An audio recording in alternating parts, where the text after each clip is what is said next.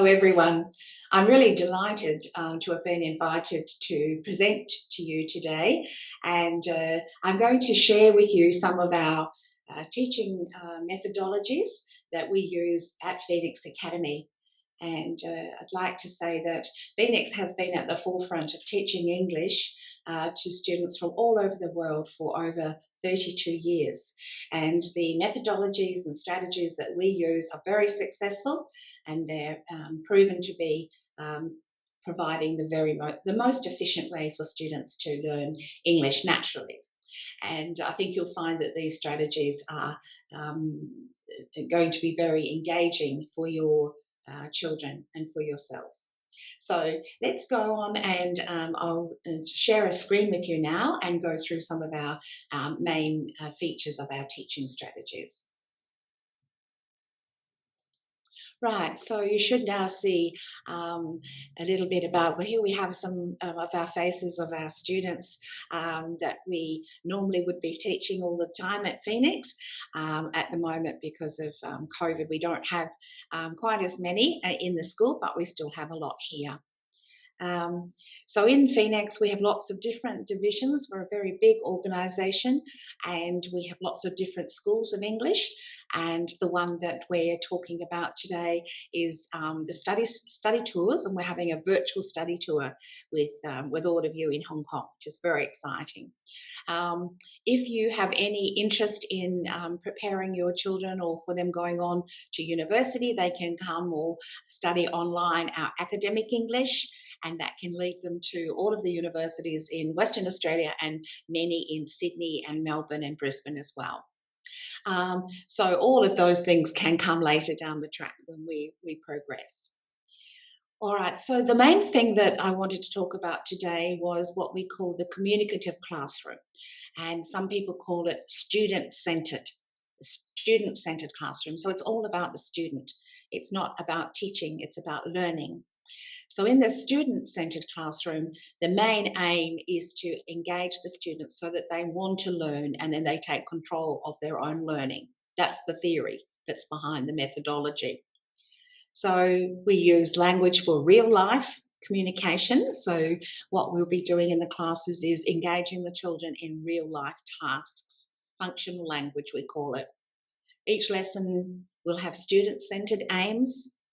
We call the teacher a facilitator or helper, so they're not seen as the guru who stands and lectures. They are the person who's facilitating language. So the teachers will, and they are very experienced in adapting the material and their approach to suit the needs of individual students.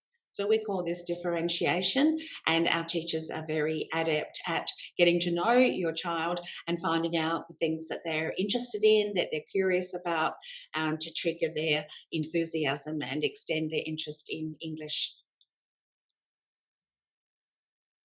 So one of the things we'll do is, for example, we have the topic which is covering food, and so we'll talk to students and teach them how to order food using English.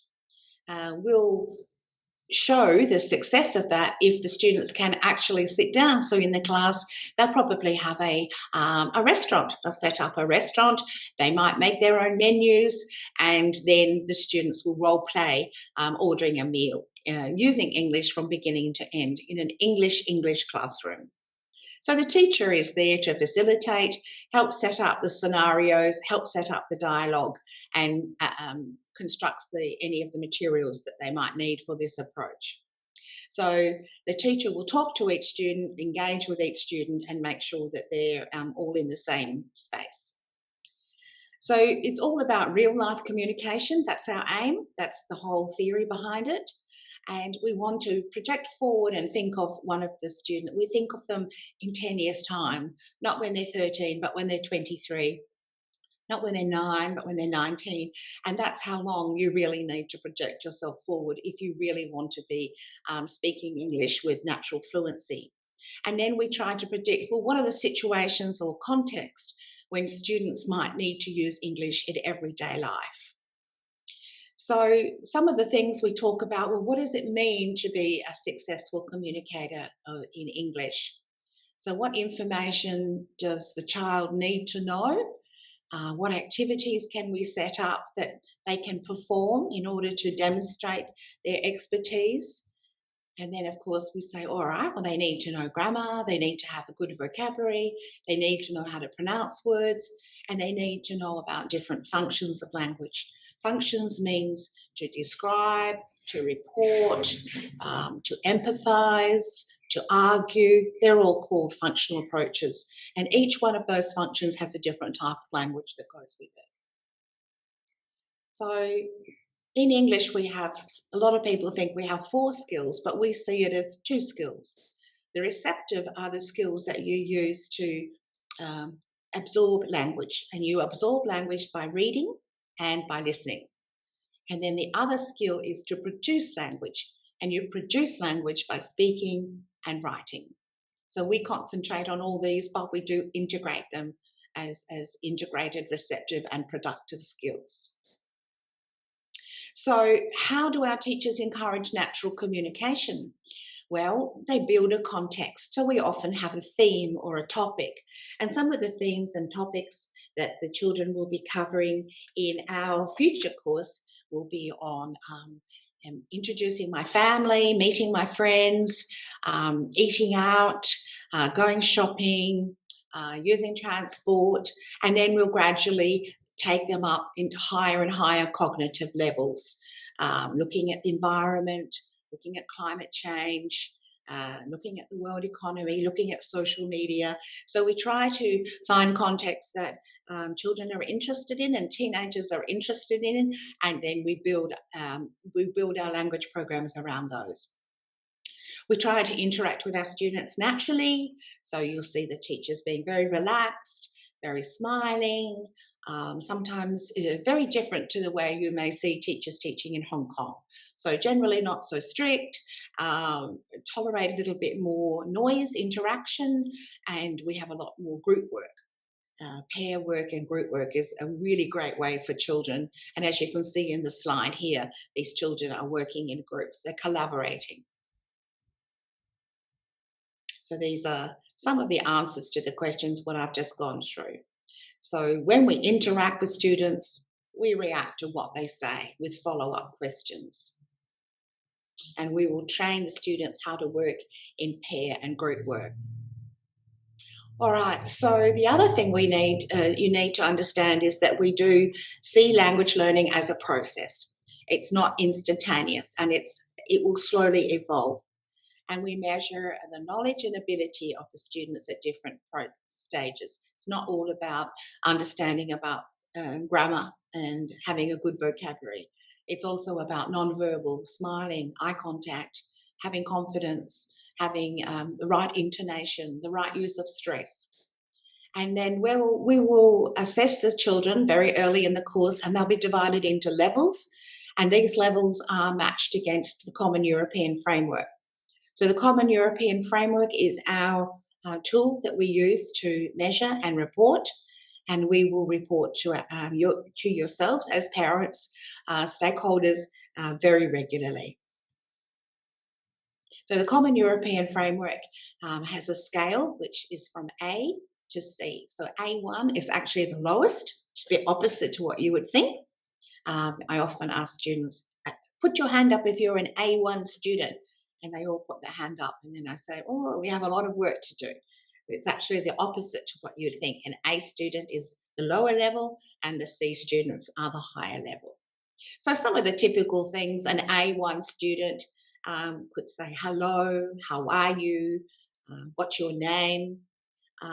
When they get higher in the A's, they should be able to then develop the sentence, my best friend's name is, or I would like to introduce my best friend to you.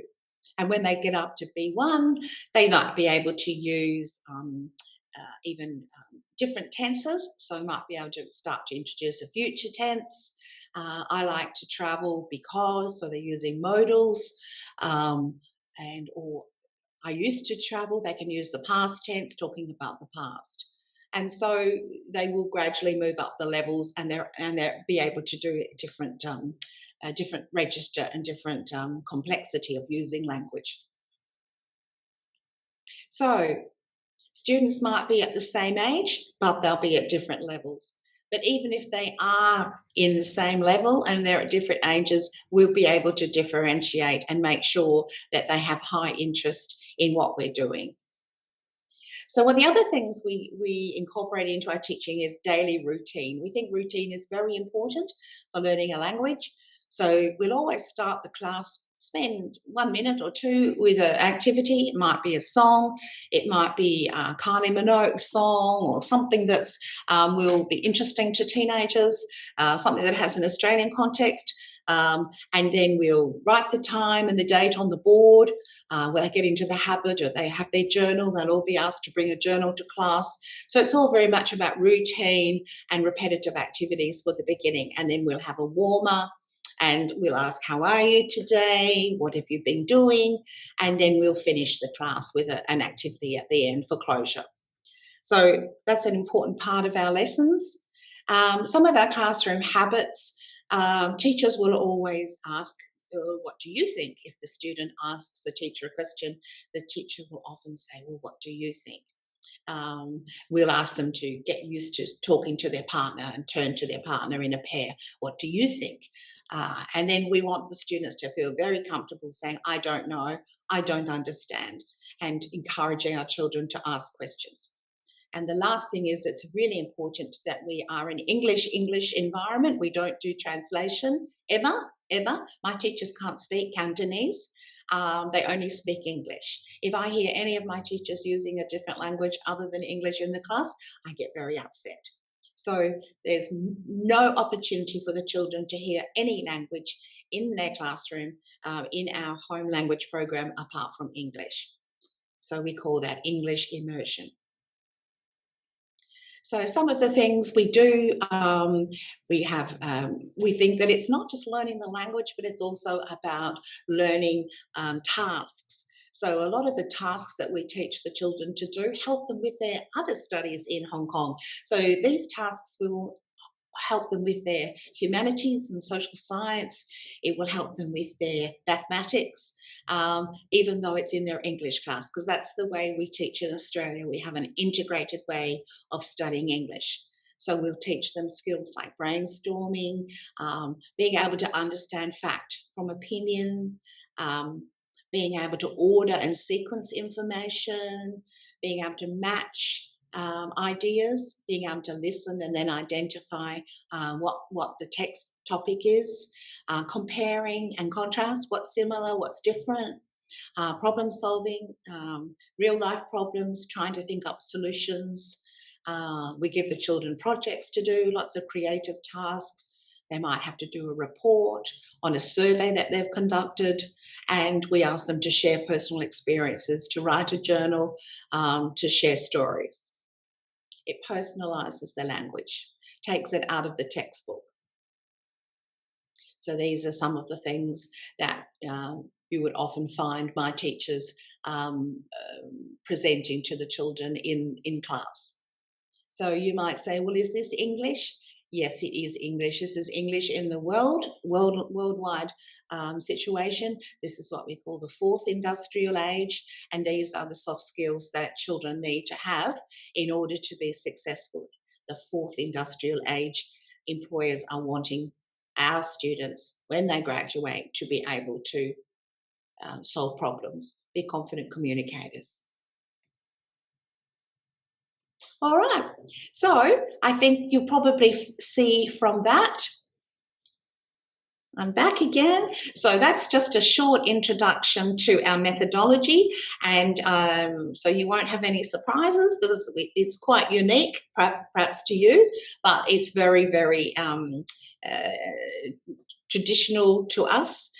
We've been utilising this methodology. We're at the forefront of this modern methodology, and we're very proud of the status that Phoenix has in the world with our delivery of English language to teenagers. So I welcome any questions that might come back through your webinar, and I'm sure that these will be passed on to me, and I'll be very happy to answer them. And I hope I'll be able to travel to Hong Kong, if not this year, but definitely next year. One of my favourite cities in the world, and I can't wait to come back and meet you all in person. So thank you for paying attention, and goodbye for now.